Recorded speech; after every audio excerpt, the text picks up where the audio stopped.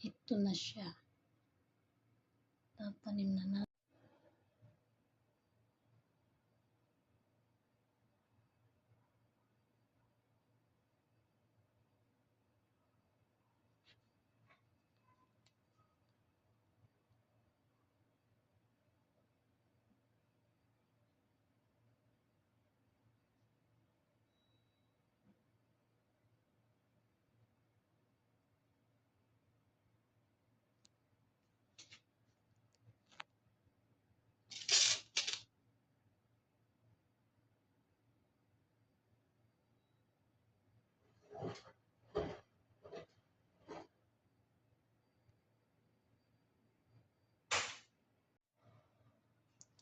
Ayan. Tatanim na natin ating dalawang oregano sa isang paso na puti. Dito naman tayo sa isang paso. Dalawa rin siya.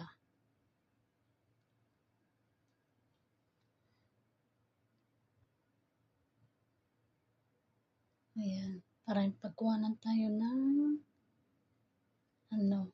oregano. Napakaano to guys. Ang oregano na to. Pag masakit ng ulo mo, kuha ka lang, mamitas ka lang ng ito. Ganito lang ay. O ito maliliit. Yan, ganyan. Dalawa. Lagay mo sa sentido mo. Yan, mawawala na kagad yung sakit ng ulo mo. Kaya may ubo ka. Kuha ka lang ng ilang piraso na dahon. Ilaga mo. Inumin mo. Kaya minsan naman, pangpurga to sa mga bata din. Pangpurga rin sa ating matatanda. O kaya kuha ka ng mamitas ka ng mga dahon-dahon. Hugasan mo mabuti. At pigain mo. Ilalagay mo sa mainit na tubig at pigain mo. Tapos lagyan mo ng konting gatas. Gatas ng nanay. O makihingi ka sa gatas ng nanay sa kapitbahay. Painom mo sa anak mo. Na may sipon, may ubo. Ayan.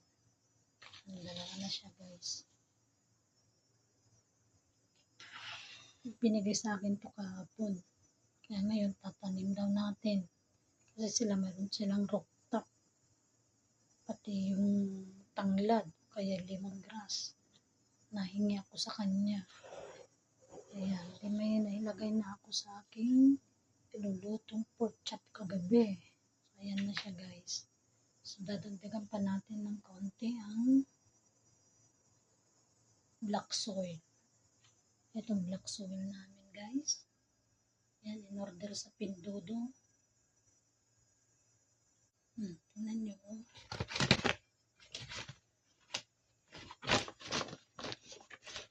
Oh.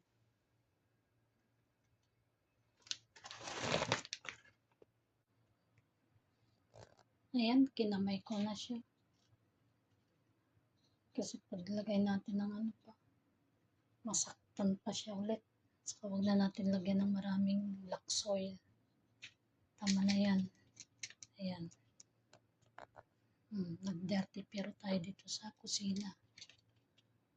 Oh, tingnan nyo guys. No? Oh. Para siyang naninilaw pero hindi naman.